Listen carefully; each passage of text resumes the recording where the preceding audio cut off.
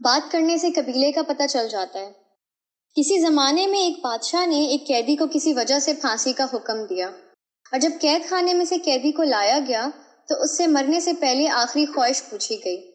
قیدی نے کہا، میں کیونکہ ایک اچھے گھرانے سے ہوں لہٰذا مجھے اعلیٰ نسلی گھوڑوں سے پھانسی لگایا جائے۔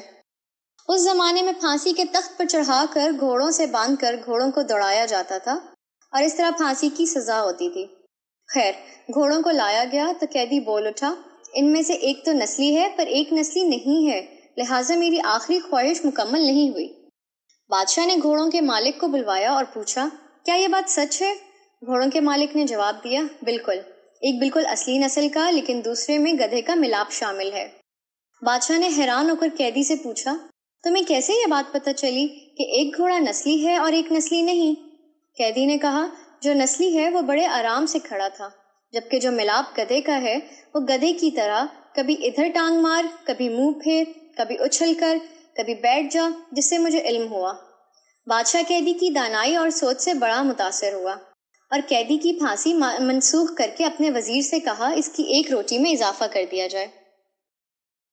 کچھ دن بعد بادشاہ کے دربار میں ایک سونار 2 ہیرے لے کر حاضر ہوا اور بادشاہ کو کہا، اگر آپ کی رعایا میں سے کوئی یہ بتا دے کہ ان میں کون سا ہیرا اصلی اور کون سا نقلی، اور اس اصلی اور نقلی میں فرق بتا دے تو میں آپ کو دونوں ہیرے انعام میں دے دوں گا۔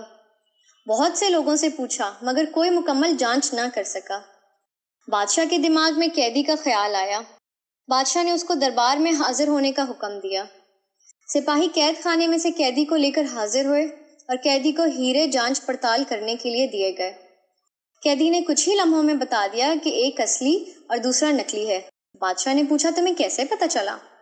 قیدی نے کہا کہ اصلی ہیرا رگڑنے سے کبھی گرم نہیں ہوتا، جبکہ نقلی ہیرا رگڑنے سے گرم ہو جاتا ہے۔ سونار نے وہ دونوں ہیرے بادشاہ کو انعام میں دے دیے اور چلتا بنا۔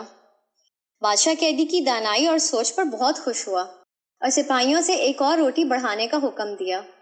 دوپہر کو جب سپاہی قیدی کو ایک اور روٹی میں اضافے کے ساتھ دینے آئے تو قیدی نے کہا، بادشاہ بھی کسی لانگڑی کا بیٹا ہے۔